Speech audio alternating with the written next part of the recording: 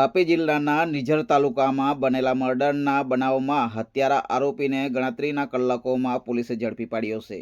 ત્યારે પોલીસ સૂત્રો દ્વારા જાણવા મળી રહ્યું છે કે નિઝરના સરવાળા ગામની સીમમાં આ ગુનો બન્યો હતો, જેથી નિઝર પોલીસ સ્ટેશનમાં 15 ફેબ્રુઆરી 2024ના રોજ BNS 2023ની કલમ 103(1) મુજબનો ગુનો દાખલ થયો છે।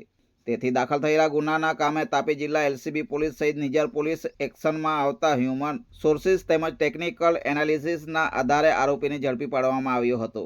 ત્યારે તાપી જિલ્લા પોલીસ દ્વારા જાણવા મળી રહ્યું છે કે ખૂનના ગુનાનો આરોપી મહારાષ્ટ્ર નંદુરબાર જિલ્લાના દડગાંવ તાલુકા ખાતે આવેલા ચાંદ શૈલી ગામના છે, જેનું નામ વસાવે ભીમસિંગભાઈ રાજ્યાભાઈ છે, જેને ગણતરીના કલાકોમાં ઝડપી પાડી કાયદેસરની કાર્યવાહી હાથ ધરવામાં આવી છે।